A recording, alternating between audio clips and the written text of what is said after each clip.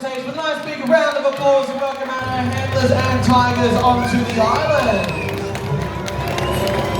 Now you're in luck, we have the very knowledgeable Simon who'll be leading the presentation on the microphone today, and I'll let him introduce the other tiger handlers and of course the stars of today's presentation, these big cats themselves, in just a little while. Now ladies and gentlemen, boys and girls, welcome to Tiger Island. We are so glad to have you here today to get to witness some amazing natural tiger behaviours and learn about one of the most important conservation messages facing the world today. Now, my name is Wildlife Al, and they call me out here at Dreamworld because I absolutely love animals.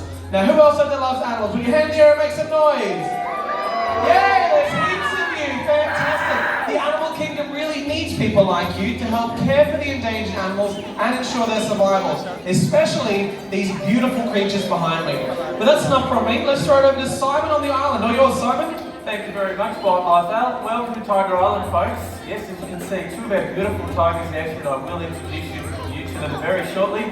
You'll also notice that our two handlers out here, Peter and Pat, they've got a pouch on their side. Now, inside the pouch, we've got lots of treats for the tigers. We've got a bit of frozen milk, we have some milk in the carton, and of course the tiger's favourite, raw meat.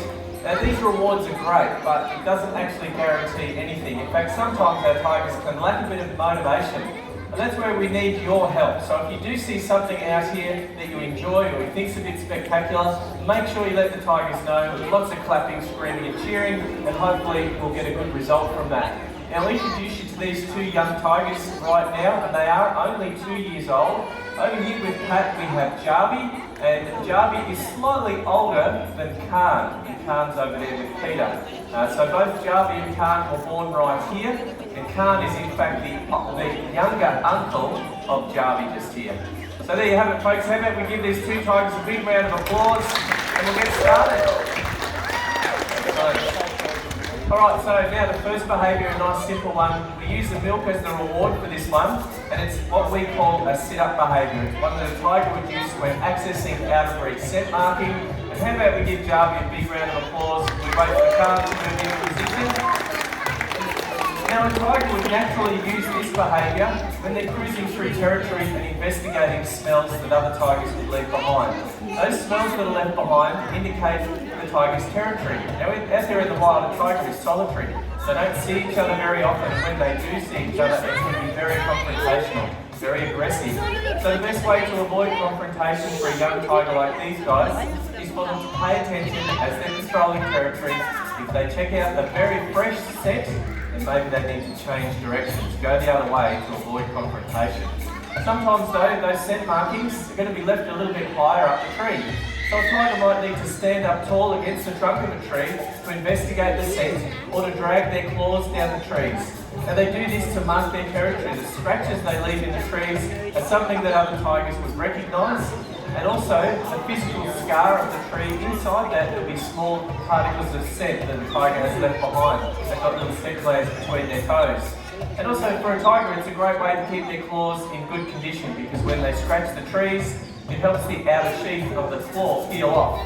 So from time to time that happens and the new growth can come through. Now a tiger doesn't necessarily need to lean up against a tree or us. They're very capable of standing up on their back legs all by themselves. But typically they'll only do this when they're fighting with one another. So we're going to see Jarvie and also Khan over here standing up tall. How about we give them another round of applause? This one takes a fair bit of effort. You can imagine when they're fighting with one another. Khan's just bitten the whole carton, so now there's no milk left.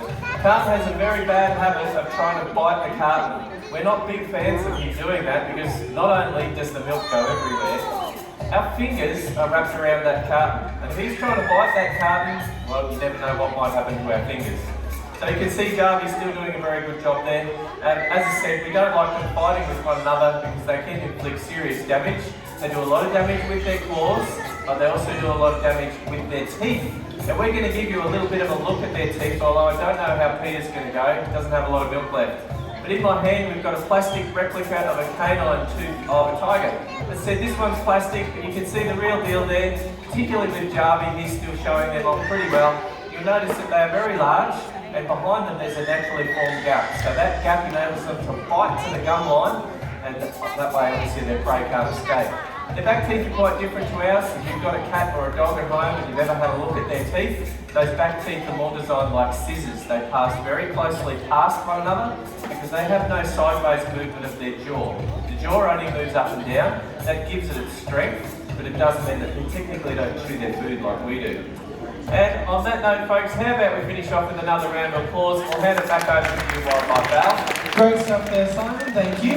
Alright, now we're going to take a step back in time and look at the history of these beautiful creatures. Now, a century ago, a series of tragic events took place that started the decline of the wild tiger population. 100 years ago, there were more than 100,000 wild tigers roaming throughout Southeast Asia, but today, there are less than 4,000, and that number is still dropping. As the human population grew, we displaced the tigers from their natural habitat, and as space became scarce, a human and tiger conflict became inevitable. Now, some of the images you're about to see on the screen behind me may be a little bit confronting, but they do really illustrate the huge impact that we as humans have had on the wild tigers, and of course, the extraordinary lengths the tigers have been forced to resort to just in order to survive. Now, we're going to talk a little bit later in the presentation about what we're doing to save the wild tigers, but are we ready to jump into the next behaviour? Yeah, let's do it. We're going to jump to it with Khan across the platforms. Let's give him a little round of applause, guys. He's not having to do a lot of work here, but as you can see, he's flicking his tail upwards as he does the jump. This is a 3-metre distance jump. We know that in the wild, tigers are capable of leaping up to 6 metres. And to put that into perspective, across the moat there, that's 7 metres, so you're perfectly safe. We haven't had a tiger jump out for ages now. And keep your eyes on Khan. Pete might try and do a bit of a jump with him as he runs back and chases him. Last jump across the platforms, and hopefully he'll get a bit of a speed up and maybe launch into the air for a piece of meat. Or not. Maybe not. Alright, so it's Jarvy's turn now, and across the platforms you might notice he's got a slightly different style. He's probably going to get a little bit more air, and this just falls down to the fact that Jarvy doesn't quite have the same amount of confidence as Khan. Khan was the very first of our youngsters to realise that he could do this jump. He was chasing his older sister and managed to catch her halfway across. Jarvy, on the other hand, he took some time to realise and then eventually worked out that it was pretty easy. He's almost 3 metres from nose to tail, so he's only really needing to jump the distance that he is long. As I said, they can jump up to 6 metres. So I think he's done a pretty good job there. How about we give him a little round of applause? We'll do one more jump just to show you he can do it. Now this next method of training is something that these youngsters are still kind of getting the hang of. They're learning it and doing pretty well with it. We call it mark training.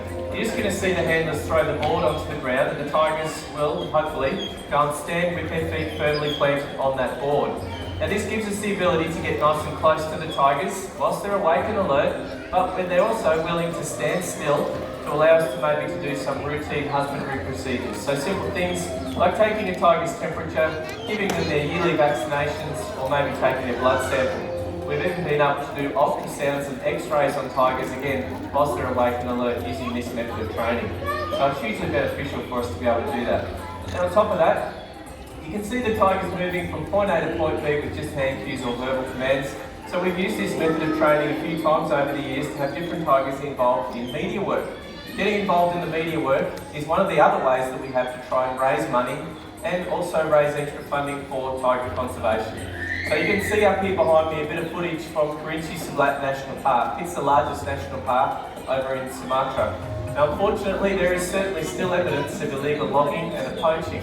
And it's those two things that are causing a huge problem. The poaching occurs because the tiger's body parts are still being used in traditional medicines. And whilst there's demand for those medicines, unfortunately the tiger will remain endangered.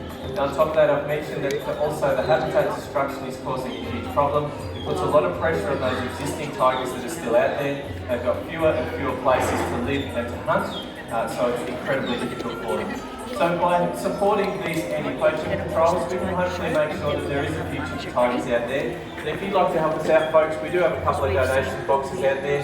Every single cent that goes into them will go to tiger conservation out there in the wild. And also, from time to time, we do have some of these tiger paw prints for sale in the shop. I don't think there's any in there at the moment. We sold out of them last week, but as soon as we can get some more of those in the shop, 100% of what you pay for those also goes to wild tiger conservation. So that's an extra way that we can raise extra money. We've raised and donated over $3 million in all of it's gone to wild tiger projects. Alright folks, that's obviously the serious side of what we like to talk about. You're here to see spectacular behaviours.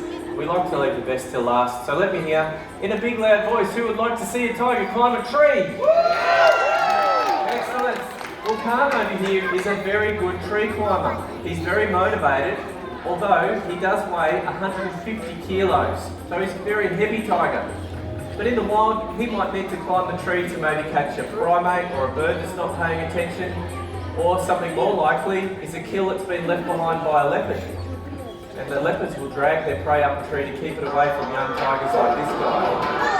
Have a look at that. You can see how he's using all that upper body strength, all of that core strength, and he'll be able to climb down to a nice safe height, rotating his tail a little bit as well. How about we give him another round of applause, folks? Excellent effort from Carl.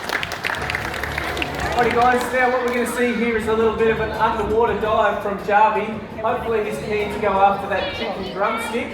What we're going to see is hopefully him holding his breath and finding that chicken drumstick and actually diving right under the water. But he's got to get his feet wet first. And that looks like that's the hard thing. Alright, here he goes. Alright, see how he goes here folks? He hasn't seen it yet, it's on the edge of the ledge there. Might need to point that out for him. Now this is a behaviour not all of our tigers will do. It's something that they have to develop themselves. And it helps that he can see the tree. Alright, it's right underneath him there at the moment. So, camera's ready. Down he goes. Is he going to grab it? Yes. Big round of applause for Jarvie, guys. And let's keep that applause going for both the tigers and our tiger handlers out on the island today. Thank you so much for coming out here to Tiger Island today, folks. We hope you enjoyed seeing these amazing natural tiger abilities and, of course, learning about the really important work of the Dreamworld Wildlife Foundation and how you too can help us save the wild tigers. Now, before you go anywhere, we do have one last message from some of the anti-poaching patrol over in Sumatra right here on the big screen.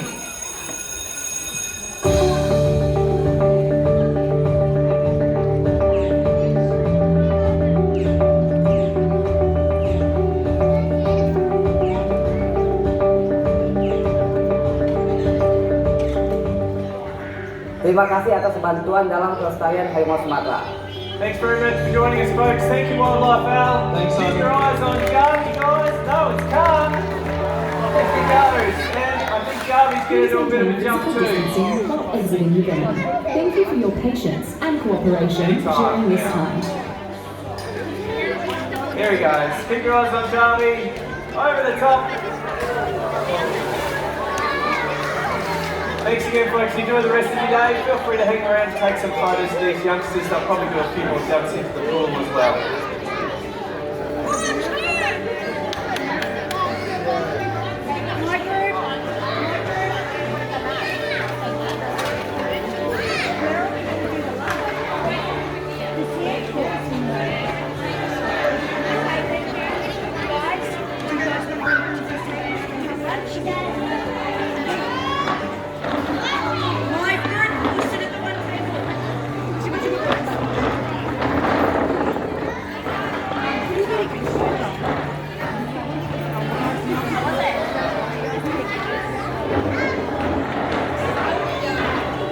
Looks like Khan might be next to go from your right hand side. There's jump from him.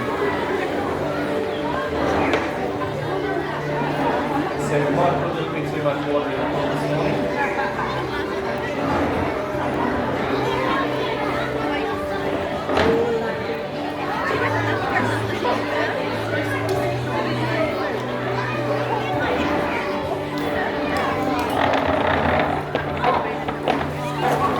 Who's going to dive for it first? It's often a competition. It's not just to get into the water, it's also who's going to dive for it first. We like to make sure obviously that the tiger that's done the jump gets the reward. It's not always as easy as it sounds.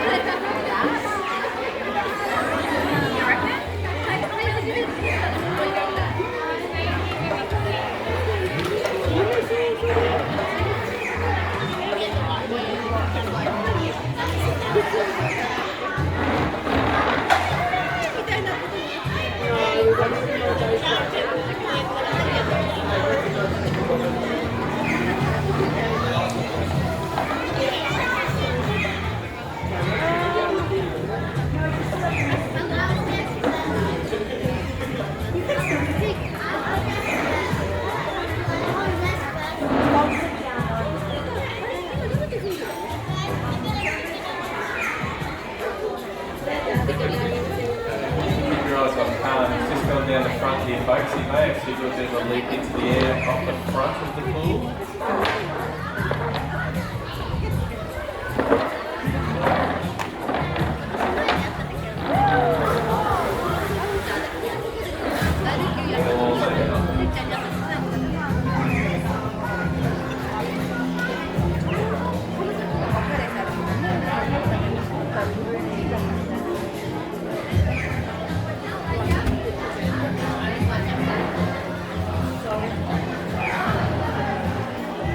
Not quite sure what that was.